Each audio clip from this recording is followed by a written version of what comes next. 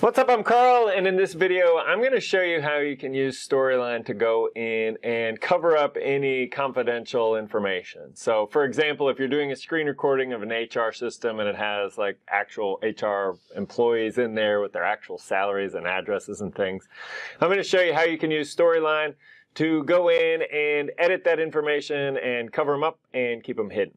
So for this example, I'm actually doing something for a teller school project that I'm doing, and I'm going through and I'm making some fake driver's licenses. So in the next couple minutes, I'm going to show you all the kind of tips and tricks that you would need to go through and do that. Okay, so here's the sample file that I have. This is something, I'll go through and kind of explain what I've done here. I've gone through and we have lots of different people. These are all imaginary people. They're not real people with real driver's licenses. So if you have sinister plans, just go ahead and squash them right now. I did have to get a little bit shady. I started this whole experiment by going through and Googling for a driver's license. So I was actually able to go in and to find a Photoshop file that had different layers, so I could kind of hide and remove layers. So I'm going to use this as an example, kind of talking while I work here. But basically what you are able to do in Storyline is you can go in and you can insert a text box. I like to say Control T to do that. And we can go in and we can just draw it. We can play around. It does take a little bit of time to find your font for this one. If the driver's license, instead of being 1234, was actually 655424. So you'll notice, I'm going to zoom in a little bit here. You'll notice that we've got a couple problems. One, the font's too small, which is easy enough to fix. I'm going to do some keyboard shortcuts here. Greater than or less than with something selected makes it bigger. Looks like it needs a new bold font as well. So that part's easy enough. What do you do about the text box below it? You can do a couple things. For some cases, the easiest way to do it would be to give your text box an actual fill color. So you could use your eyedropper and go through and do this, which is good enough, but you see how the text box is pretty big, so it's actually spilling onto the other one. So I'm going to go through, I'm going to say actually no fill color. But what you can do then is the same kind of idea, but you get a little more control if you go through and just make a shape.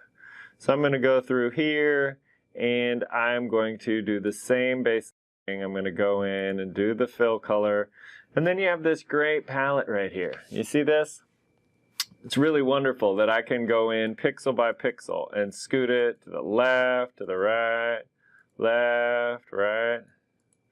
Make it a little bit taller if I want, and get it exactly the way I want it. So now you're probably saying, Karl, that's cool, but oops, looks like we've got a little outline, so I'm going to remove that outline. And then we can put this over here. Oh shoot, it's below that rectangle, which makes sense because we made the text first and the rectangle second. So there you go. That's kind of the basic 1-2 punch if you want to go ahead and just put a rectangle down over your text field and then text box over top of it. That's going to do in most situations.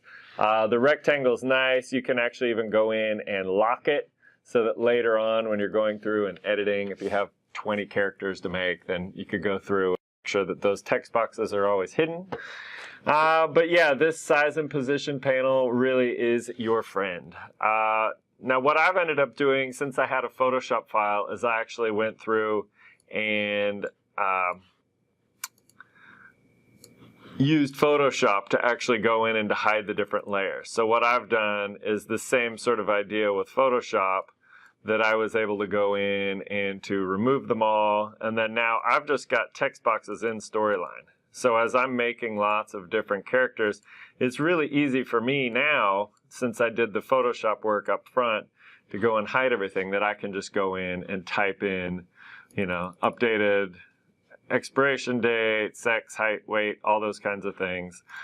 This was kind of cool. We actually took this sample and I put a little blue box in there, and I'm just using the different Storyline characters. So for this one, my character's name is Alvin Smith. Character palette gives me photos and male, so I'm going to filter out for that. This is my Alvin, and I can go in and pick his pose. Usually people look kind of grumpy at the DMV, so I'm going to get one of those. Yeah, that's good.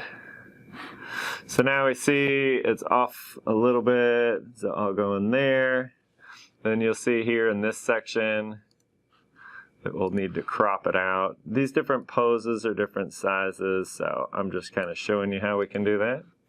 So I can go in, instead of saying that it's Lisa Smith, I can zoom in here and just update these boxes. So now we say Alvin Smith. Looks like it was all caps. That's all there is to it.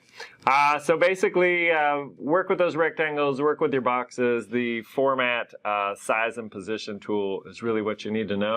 And this is honestly a time-consuming, tedious process. I recommend a good podcast or music to listen to as you do it. But it is a way to keep all your information safe, and I hope this helps.